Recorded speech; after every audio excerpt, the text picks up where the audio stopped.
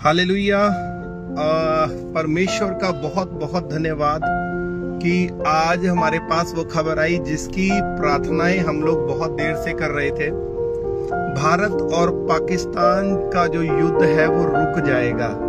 जी हाँ, ये सच में एक बड़ी खबर है जो डोनाल्ड ट्रंप एक क्रिश्चियन, आप कहिए कि प्रेसिडेंट की तरफ से दिया गया है। उन्होंने साफ तौर पर कहा है कि अमेरिका ने कल रात 2-3 रातों से मध्यस्थी की और आपस में एक बाउंड होने के लिए, एक समझौते में बाउंड होने के लिए लगातार बातचीत की और उनकी बातचीत जो है वो रंग लेकर आई है। और उसी के तहत दोनों जो कंट्री हैं वो सीज फायर को मान गए हैं। ये एक बहुत बड़ी बात है। मैं परमेश्वर का सच में बहुत बहुत धन्यवाद करता हूँ, क्योंकि जब दो मुल्कों में जंग होती है तो नुकसान आवाम का होता है, आम लोगों का होता है और बहुत सारी जानें चली जाती हैं। परमेश्वर ये कभी नहीं चाहते कि इस तरह की कोई बातचीत आपस में हो, बल्कि परमेश्वर तो शांति के परमेश्वर है। परमेश्वर एक महान अद्वैत जिंदा परमेश्वर है जो चाहते हैं कि जो इंसान परमेश्वर की तरफ से बनाया गया है वो पूर्ण रीति से परमेश्वर के नियमों को माने। एक बार मैं फिर से बताना चाहता हूँ, एक बड़ी खबर और राहत की खबर जो परमेश्वर के अनुग्रह से एक ऐसे प्रधानमंत्री जी के द्वारा, ऐसे प्रेसिडेंट के द्वारा दी गई है जो पूरी तरह से पवित्र शास्त्र बाइबल के संदेश को मानते हैं। वो है पीस का संदेश। और आज ये बताया गया डोनाल्ड ट्रंप की तरफ से कि दोनों जो देश हैं वो पूरी तरह से सीज फायर के लिए मान गए हैं। ये एक बहुत बड़ी जीत है। ये उन लोगों की जीत है जो शांति के प्रेमी है। ये उन लोगों की जीत है जो अपने मुल्क के लिए प्रार्थनाएं कर रहे हैं। ये उन लोगों की जीत है जो पूर्ण रीति से ये चाहते हैं कि पूरा जो वर्ल्ड है वो शांति में रहे। हम लोग बहुत देर से अपनी चर्चिस के अंदर प्रार्थनाएं कर रहे थे, बहुत देर से, और भी बहुत सारे जो धार्मिक स्थानों में अलग अलग तरीके से प्रार्थनाएं की जा रही होंगी। लेकिन मैं ये विश्वास करता हूं कि वो महान अद्वैत जिंदा परमेश्वर ने हमारी प्रार्थनाओं का उत्तर दिया है और ये जो शांति का संदेश है वो दिया गया है। ये एक ट्वीट जो है वो डोनाल्ड ट्रंप की तरफ से किया गया है। मैं परमेश्वर का धन्यवाद करता हूं क्योंकि वो अपने पीस लवर्स लोगों को इस्तेमाल करते हैं ताकि लोग जो है वो किसी ना किसी तरीके से परमेश्वर के संदेश को समझे, क्योंकि जंग जो है वो कभी भी किसी भी हालात को सुलझाने का आखिरी विकल्प हो सकता है, लेकिन पहला विकल्प नहीं हो सकता।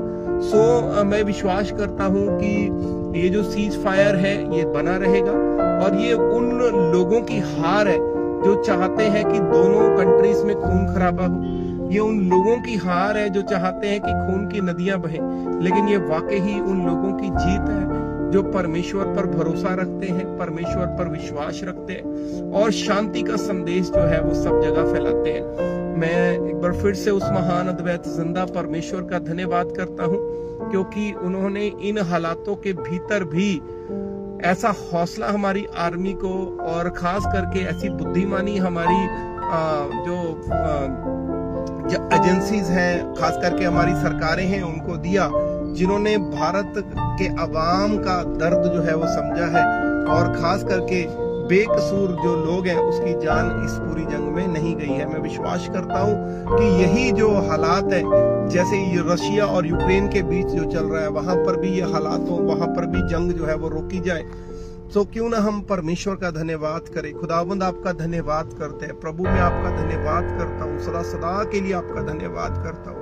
आप शांति के परमेश्वर हैं। आप उस महान अद्वैत जिंदा वो परमेश्वर है जो जिसने इस सृष्टि को रचा है और नहीं चाहते कि ये सृष्टि किसी भी कारण नाश हो जाए।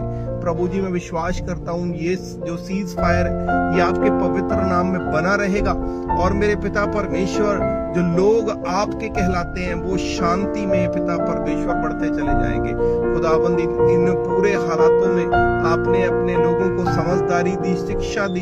प्रभु जी, अपने हमारे अधिकारियों को इतनी हिम्मत दी कि पिता परमेश्वर वो इस हालातों का सामना करें, बल्कि पूरी ताकत के साथ जो सामना करें। प्रभु, इसके लिए मैं आपका धन्यवाद करता हूँ। प्रभु आपका धन्यवाद करता हूँ कि आपने हमारी प्रार्थनाओं को सुना है और कबूल किया है।